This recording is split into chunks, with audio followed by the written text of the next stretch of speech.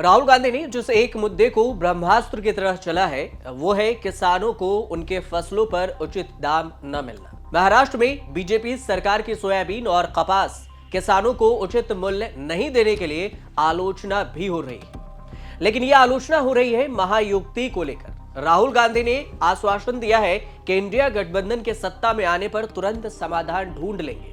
Soybean और कपास के किसान कैसे महाराष्ट्र का पूरा खेल बदल सकते हैं, इसे समझने से पहले आपको एक जानकारी के लिए बता दें कि इस साल लोकसभा चुनाव हुए और इस लोकसभा चुनाव में महाराष्ट्र में महायुक्ति और बीजेपी के लिए नतीजे निराशाजनक रहे। वहीं राज्य में विधानसभा चुनाव में महायुक्ति गठबंधन की तैयारियां तेज है। लोकसभा चुनाव में बीजेपी को यहां प्याज की खेती करने वाले इलाकों में 12 सीटों का नुकसान हुआ था। यह ऐसा समय था जब प्याज की कीमतें बहुत कम थी, लेकिन अब प्याज की कीमतें बहुत ही बढ़ गई, जिससे किसानों को राहत के साथ बहुत फायदा भी हो रहा है। प्याज के एक्सपोर्ट पर भी सरकार ने बैन लगा दी थी, जो कि अब उस पर ढील दी गई है और इससे किसानों को फायदा हो रहा है। लेकिन विधानसभा चुनाव में प्याज के किसानों से ज्यादा सोयाबीन, कपास के किसानों की डिमांड है और इन्हें काफी नुकसान हो रहा है। राहुल गांधी सोयाबीन और कपास किसानों के साथ रैली के लिए बुल्ढाना जिले के चिखली का दौरा करने वाले थे, लेकिन इन मौके पर दिल्ली से उनके उड़ान में एक तकनीकी खराबी हो गई और कार्यक्रम रद्द हो गया। एक वीडियो जारी किया जिसमें उन्होंने कहा कि असुविधा के लिए माफी मांगता हूं और सत्ता में आने पर किसानों के मुद्दे को हल करने की अपनी प्रतिबद्धता दोहराई भी उन्होंने। अब 23 नवंबर को महाराष्ट्र की सत्ता में कौन आएगा, यह सवाल महाराष्ट्र और राजनीति में दिलचस्पी रखने वाले हर शख्स ने जरूर जानना चाहा होगा।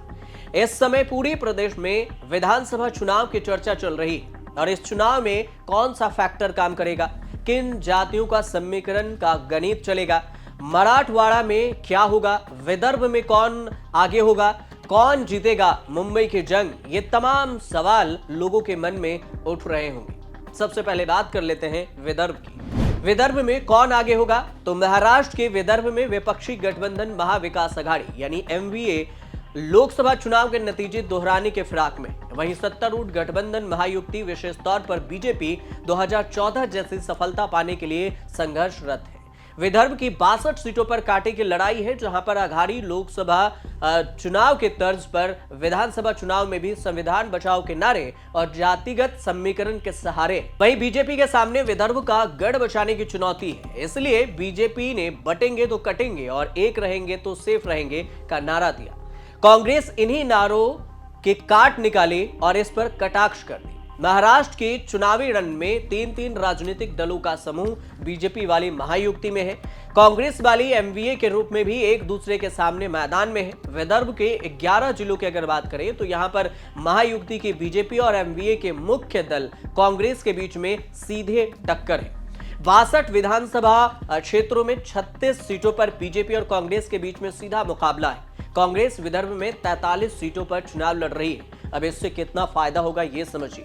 अर्थव्यवस्था को देखें तो महंगाई, रोजगारी ये सब नजर आती है और महाराष्ट्र में कृषि क्षेत्र की दुर्दशा यह न केवल ग्रामीण क्षेत्रों के लिए एक महत्वपूर्ण मुद्दा है, बल्कि इसका असर शहरी क्षेत्रों पर भी पड़ता है।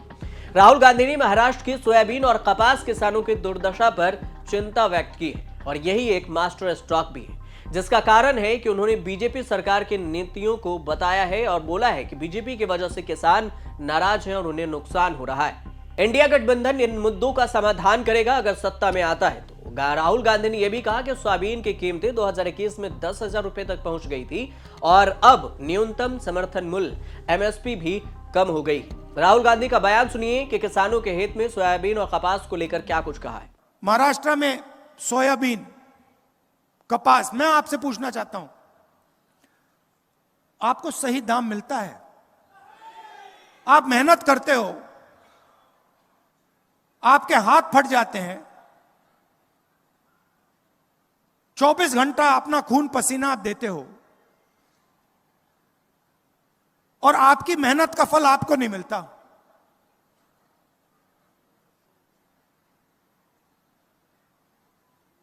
अदानी जी के हाथ नहीं फटते, मैंने हाथ कभी मिलाए नहीं है, मगर मैं जानता हूं बिल्कुल मुलायम मुलायम हाथ होंगे उनके।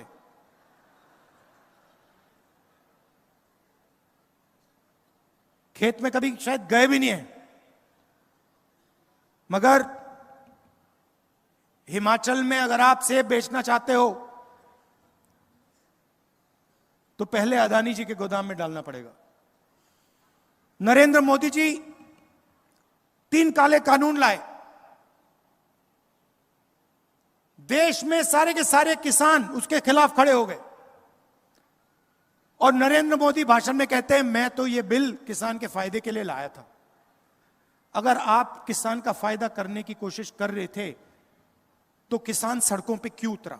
अब बात सोयाबीन के लिए एमएसपी की बात करें तो 4,892 रुपए है, फिर भी किसानों को लगभग 4200 रुपए या उससे कम में बेचने के लिए मजबूर होना पड़ता है। अब इस अंतर में अच्छे खासे जो फायदे हैं और इसके बावजूद भी सोयाबीन किसान निराश हैं। महाराष्ट्र का नासिक जिला देश का ऐसा जिला है जहां प्याज सबसे ज्यादा उत्पादक होता है। इस जिले में पिछले कुछ दिनों में देखें तो प्रति किलो प्याज की कीमतें 20 रुपए तक बढ़ गई। पिछले महीने तक इसका भाव 40 तक चला गया था और अब यह बढ़कर 60 रुपए का हो गया है। वहीं इसके उलट अगर देखें तो सोयाबीन किसान परेशान है, क्योंकि सोयाबीन की कीमतें एमएसपी से नीचे चली गई। महाराष्ट्र में सोयाबीन की कीमतें 3000 रुपए प्रति क्विंटल तक हो गया है, जो कि सबसे कम है। लोकसभा चुनाव में विपक्षी गठबंधन एमवीए ने प्याज की कम कीमतों से परेशान किसानों की बेहाली का मुद्दा उठाया था। वहीं अब एमवीए सोयाबीन की कीमतों को लेकर हमलावर है। यह भी बता दें कि मराठवाड़ा, विदर्भ, नासिक, जलगांव और कोल्हापुर में बड़ी संख्या में सोयाबीन उगाने वाले किसान हैं, जिनकी संख्या प्याज उगाने वाले किसानों से कहीं ज्यादा है।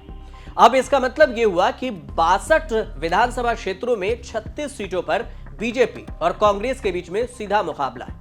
कांग्रेस विदर्भ में 43 सीटों पर चुनाव लड़ रही। उत्तर महाराष्ट्र के सभी सीटों पर कहीं भी 2 उम्मीदवार की सीधी टक्कर नहीं।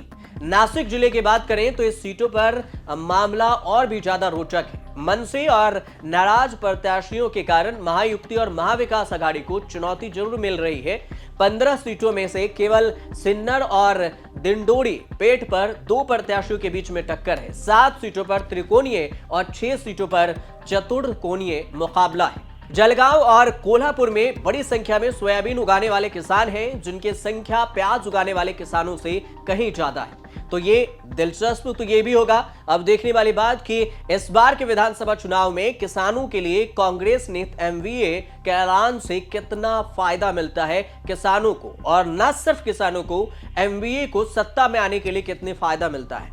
लोकसभा में तो फायदा मिले था, हालांकि इससे पहले बीजेपी के नेता हैं देवेंद्र फडणवीस। राहुल गांधी की घोषणा से पहले उन्होंने सोयाबीन और कपास को एमएसपी मूल्य से अधिक खरीदे जाने की बात कही थी। केंद्र सरकार ने भी पिछले हफ्ते ही ऐलान किया था कि वह भाव स्थिर करने के लिए बाजार से 13 लाख मीट्रिक टन सोयाबीन खरीदेगी। बावजूद इसके आरक्षण, बेरोजगारी, किसानों का मुद्दा, जातिवाद, इन सारे मुद्दे पर महाराष्ट्र के चुनाव होंगे और सबसे जो फोकस वाली बात होगी 62 सीटों को लेकर, वो होगा सोयाबीन और कपास के किसानों के बीच में।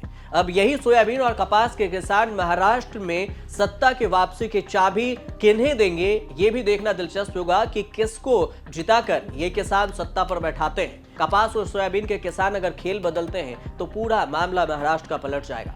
ये सब पता चलेगा जब 23 नवंबर को यहां पर परिणाम आएंगे। फिलहाल आप देखते रहिए न्यूज़ तक।